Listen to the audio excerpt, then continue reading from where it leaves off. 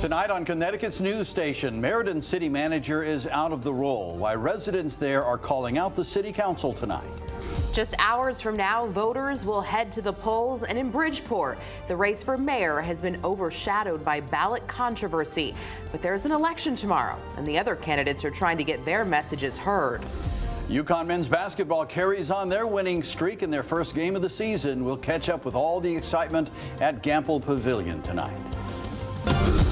Now at 10, this is Fox 61, Connecticut's news station.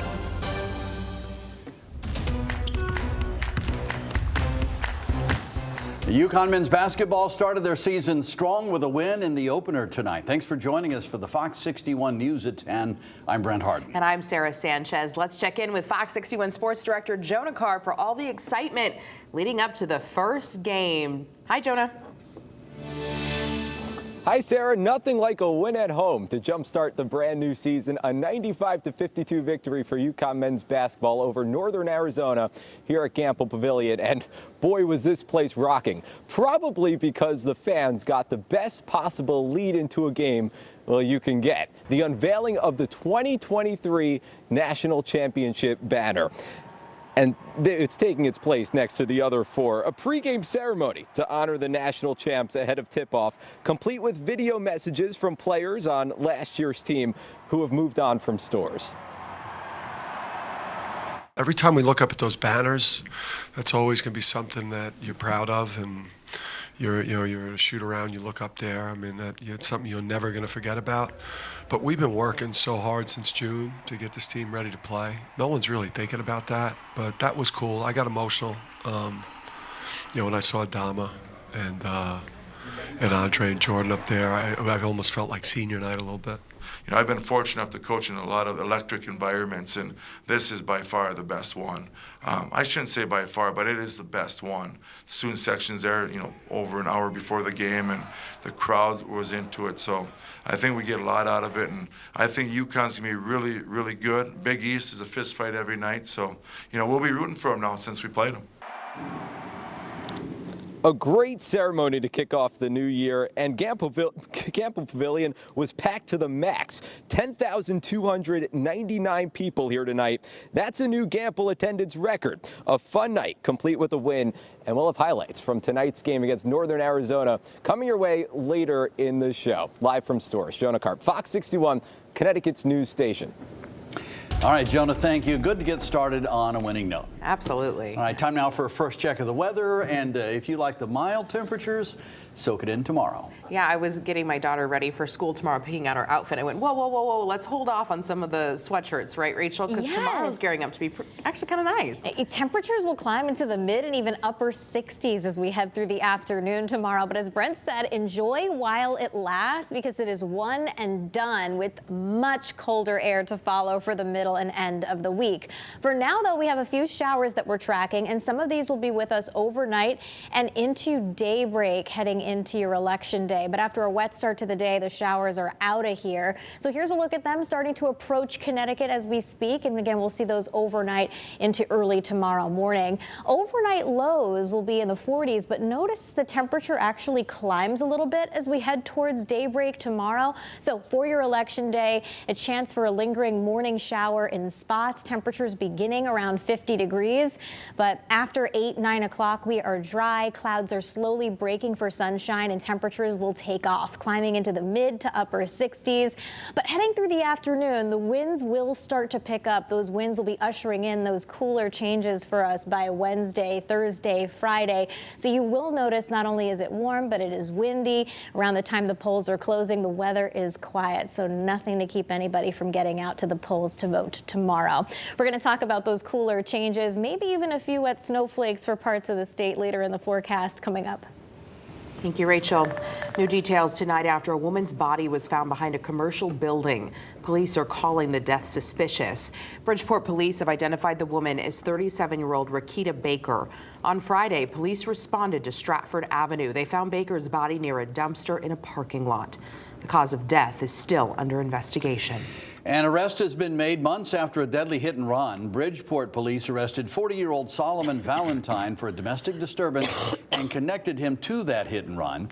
Back in March, two vehicles crashed on Pembroke Street near Boston Avenue. 24-year-old Chelsea Meisha Torres and a 4-year-old both died in that collision. Valentine now faces multiple charges, including second-degree manslaughter with a motor vehicle. Well, new tonight here, Windsor Locks police are asking for help. They're looking for video of a machete attack that happened Saturday afternoon around 12:30. Police say two men got into a fight on Suffield Street. According to police, one man started swinging a machete towards the other. He nearly hit him, but only caused a minor tear to his sweatshirt. Police have not revealed the names of the men involved in the dispute. If you have any information, contact Windsor Locks police. Well, Meriden City Manager has resigned tonight. Timothy Kuhn made the announcement to Meriden City Council in a special meeting today. Kuhn had two incidents involving the police. Back in April, he was charged with driving under the influence. And then last week, police were called to his home for a welfare check. At tonight's meeting, Meriden residents called out the City Council for failing to get Kuhn the help he needs. You know what it's like to see your soldier get hurt, okay? And you, as a soldier myself, I see that, and he see that, and you need to support him. And do not kick him by the curb. If you do that, you are inhumane, and karma will bite you in the rear. We can't keep embarrassing this wonderful city on social media.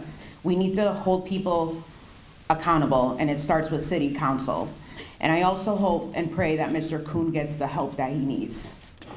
Kuhn's resignation is effective January 1st. He'll be on medical leave until then. An acting city manager has not yet been named. Bridgeport voters will head to the polls tomorrow to cast their votes for mayor.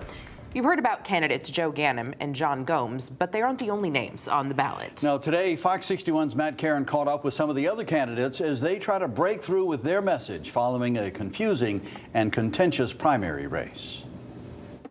Well, we are here in front of the John Winthrop School. This is one of Bridgeport's largest polling places for everybody who wants to come and vote in person. But it's really the absentee ballots that everyone's going to be keeping their eye on tomorrow. And here in Bridgeport, as of today, there's 2,553 of them that have been mailed to voters. In 12 hours, the polls will open. Who did you come out and vote? And I ask all of them to definitely cast that vote for me. Vote for me. Go out and vote. But the question remains, will the votes count? We are at this very moment talking with the Attorney General's office. And will they be counted correctly? The only thing we can do here is do the best we can. We already have received complaints that they're playing the same old tricks. But Republican David Hers says Bridgeport needs a new course. I don't think Gomes and Ganim are cut from different cloth. I think they're very similar shades of blue, and that it's not going to make a difference which one is there. And they know it, which is why they're spending time on who's stealing ballots instead of on issues. Meanwhile, Lamond Daniels, who petitioned his way onto the ballot, says his campaign is all about giving people a reason to vote. We need to do better with affordable housing. We have to work with our schools and stronger schools and provide the resources there. We need to bring good jobs and economic development to our city, and that's just not happening. And I'm so concerned that this scandal is really detracting us from the challenges that are happening every day in the city. Notably, the only candidate who didn't respond to Fox 61's request for an interview was incumbent Mayor Joe Ganim, who posted his best pitch on social media. If you care about the quality of education in the school, the fact that we hold the line on taxes, public safety, sustainability, beautiful parks in this city, paved streets, infrastructure improvements, now's the time to come out and vote. Bridgeport ballot fraud has put Connecticut's most populous city on the map for all the wrong reasons. It's become a poster child in right-wing circles for stolen elections, prompting comments from businessman and investor Elon Musk. And over the weekend, former President Donald Trump himself. Many people have lost confidence in the AB process because of what has happened, and we're encouraging everyone to go out and vote in person so they can make sure that their vote counts the way it needs to be counted. And once again, we checked in with the Secretary of the State's office to find out if they've gotten any clarity on if it will be necessary to hold a new primary depending on who wins tomorrow's general election. As of today, no additional clarity, but I'm told they will be releasing new information tomorrow. Reporting in Bridgeport, Matt Caron, Fox 61, Connecticut's news station. You can text the word VOTE to 860-527-6161 to get our comprehensive voters guide. There you'll find everything you need to know, from candidate information to where your polling place is. You can also find the voter guide on the free Fox 61 News app and on our website, fox61.com. We have much more